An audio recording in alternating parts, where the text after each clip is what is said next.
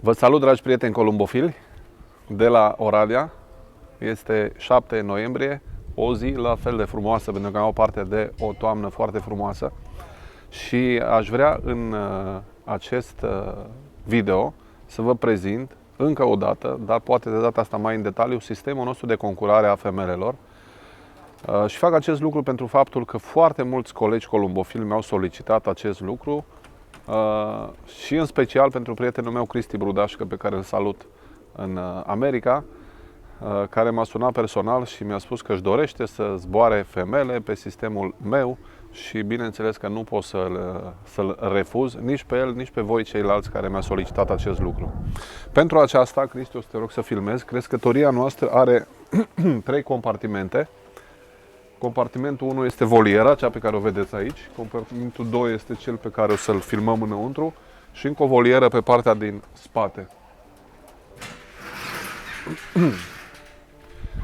Partea de volieră pentru femele găzduiește 16 femele pe modelul acesta și are aici niște boxe de tip fagure care au o lățime de 16 cm și o adâncime de 30 de centimetri.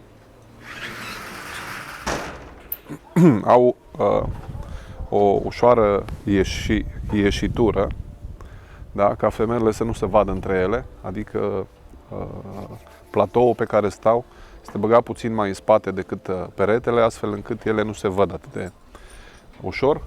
Totodată 16 cm este o dimensiune care le permite să stea comode și le înghesuie puțin când ar fi vorba să împerecheze între ele.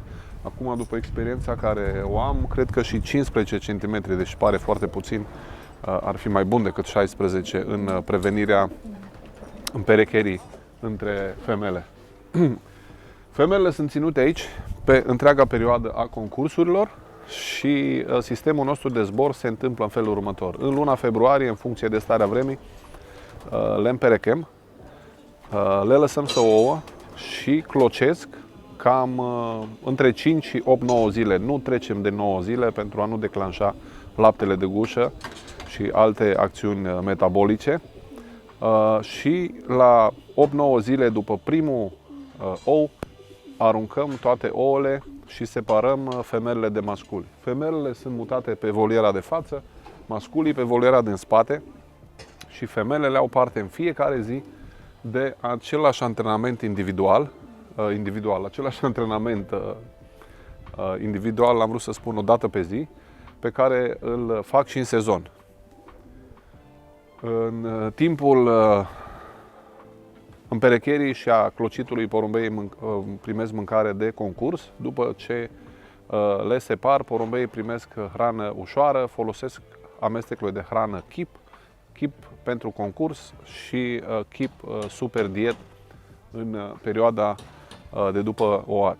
Reîmperechez porumbei astfel încât la prima etapă de viteză să fie din nou pe ouă de 4-5 zile. De data asta împerecherea merge ușor, porumbeii sunt obișnuiți, iar ouatul se întâmplă cam deodată pentru toate cuplurile, deci nu sunt mari probleme.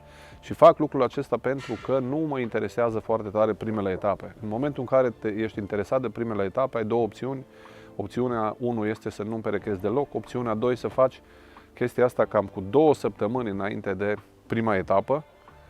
Și în cazul meu, imediat după sosirea din de la prima etapă, seara, separ masculii și femelele sunt mutate pe voliera aici, masculii pe voliera din spate. Femelele deja au trecut odată prin faza asta, stresul este mult mai redus și încep același sistem, le las afară, intră înăuntru, vin pe volieră și în mijlocul săptămânii le fac un antrenament. Pentru că nu mă interesează, încă o dată, foarte tare primele 3-4 etape, nu antrenez mai des porumbeii pentru a se obișnui cu sistemul și atunci au nevoie de aproximativ 2 etape plus cele 2 antrenamente din mijlocul săptămânii ca să înțeleagă despre ce este vorba, să înțeleagă faptul că întotdeauna când se întorc de la antrenament sau de la concurs, găsesc masculii pe boxă. Am să vă arăt și înăuntru cum funcționează sistemul. Așadar, suntem acum în crescătoria de zbor. Voliera masculilor este pe spate, iar aici avem boxele de văduvie Și avem masculii și câțiva pui care vor fi masculii pentru femelele de anul viitor. Așa cum v-am spus, femelele stau aici pe volieră și în fiecare zi când sunt lăsate afară, sunt lăsate, dacă poți să întorci, sunt lăsate aici în compartiment. Este de preferat ca fiecare femelă să meargă pe boxa ei, este de preferat și de multe ori fac asta, le pun inclusiv semințe, hrană sau semințe mici în boxă. Și după ce s-au dus toate pe boxele lor, da, putem chiar închide ușa compartimentului, închidem ușa de la volieră și deschidem ușa de la Sputnik și porumbei ies afară pentru antrenament. Ușile sunt făcute cu plasă pentru aerisire, iar undeva pe la mijlocul sezonului, spre finalul sezonului, am adăugat și aici, exact ca și la pui, două ventilatoare care sunt învârtite de forța curenților de aer și care absorbă aerul viciat din crescătorie. La întoarcerea de la antrenament, se duc din nou pe boxă. După ce au intrat pe boxă, închidem ușile spre Sputnik și deschidem ușile la volieră și femelele sunt repartizate în cele două voliere. Sistemul ăsta se desfășoară pe tot parcursul anului. În mijlocul săptămânii facem de regulă un antrenament și pe final de sezon, în special pentru cursa de Berlin, în funcție de programul pe care jucăm și pe care îl abordăm, putem face până la 3-4 antrenamente în fiecare zi. Dacă ar fi un sfat pentru motivarea porumbeilor de la etapele scurte, 100, 200, 300 de kilometri, în trecut, când eram mai focusat, să zic, pe câte o etapă de genul ăsta, duceam porumbei la antrenament în ziua îmbarcării, la 10-20 de kilometri, femelele găseau masculi închiși pe boxă și veneam repede și le prindeam și le duceam la îmbarcare. Era o motivație în plus, dar am constatat că uneori funcționa, altădată nu funcționa, ca atare în ultimii 2 ani n-am prea mai făcut-o, iar rezultatele au fost acelea sau chiar mai bune, inclusiv anul acesta suntem locul 6 național la viteză, locul 2 județean, ca să vorbesc de categoria viteză. Acesta este sistemul nostru și așa este constituită crescătoria.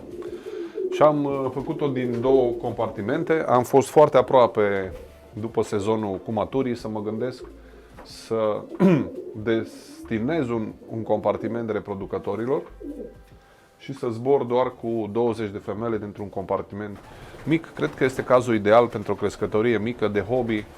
Dacă joci 20-24 de femele, îți ajunge un compartiment ca și acesta. După cum vedeți, aici sunt 16 boxe. Dacă îl închizi aici, mai pui 4 boxe în partea asta. Voliera, poate o idee mai mare, e suficient. Dacă joci 24 de porumbei, cu aceeași țintă mă refer, adică ori joci 100-600 și joci porumbei săptămânal, ori joci maraton, dar porumbeii, dacă e într-un singur compartiment, trebuie să aibă cam același program. Acesta este sistemul patentat de noi, ca să zic așa. Nu l-am mai văzut nicăieri sub forma asta. Am cules din mai multe locuri diferite lucruri pe care le-am văzut utile și le-am îmbinat și a rezultat un sistem simplu și funcțional. Folosim trape Habru, care ne ajută foarte, foarte mult în motivarea porumbeilor. Placa portocalie este vizibilă de foarte departe și femelele știu că atunci când este deschisă vin cu mare viteză în crescătorie ca să-și apere boxa. Esențial la acest sistem de joc cu femelele este să faci femelele geloase între ele, să le faci să se bată între ele cât mai mult. În cursul săptămânii, porumbeii primesc hrană diferită. La sosire primesc un amestec de super diet cu energy și cu orez nedecorticat în părți egale și foarte puțină. După care separ porumbeii dacă este în ziua sosirii sau dacă sunt concursuri scurte și porumbeii sosesc în prima zi, seara, dacă nu îi separ a doua zi. Când separ femelele, bineînțeles că acestea mănâncă mult mai bine, dar primesc același amestec și îl primesc din mână pe măsură ce se consumă, îl ofer porumbeilor. Următoarele zile porumbeii mănâncă super diet. Asta înseamnă sâmbătă, duminică, luni și chiar marți pentru cursele scurte. Marți seara super diet cu concurs. Miercuri concurs. Joi concurs cu energy și la plecare vinerea, la îmbarcare, porumbeii primesc din nou amestecul de 3, super diet energy și orez de decorticat. Foarte puțin, ar trebui să fie plin și încărcat și să nu mai vrea să mănânce atât de mult în vinerea îmbarcării. La concursurile de 2 și de 3 zile în mașină, adică la fond, maraton și la extrem, bineînțeles că crește numărul de zile cu mâncare bună, mâncare tip concurs, crește numărul de zile cu mâncare energy, crește numărul de zile în care primesc alune și suplimente variate și de regulă porumbeii pleacă după un amestec concurs, energy, cam cu tot ce își doresc, cu hrănitoarele pline ca să poată să mănânce tot ce își doresc în ultima zi. Cam acesta este sistemul nostru de joc cu femelele și sper să vă fie util și să îl înțelegeți cât de cât. Ce pot să vă spun însă este că doar aplicându-l și exersându-l, după un an pe altul, îmbunătățindu-l, începe să-l învățați și să îl aplicați din ce în ce mai bine. Pentru noi a adus succese deosebite, vă doresc și vouă aceleași succesuri și vă salut de la Oradea cu drag.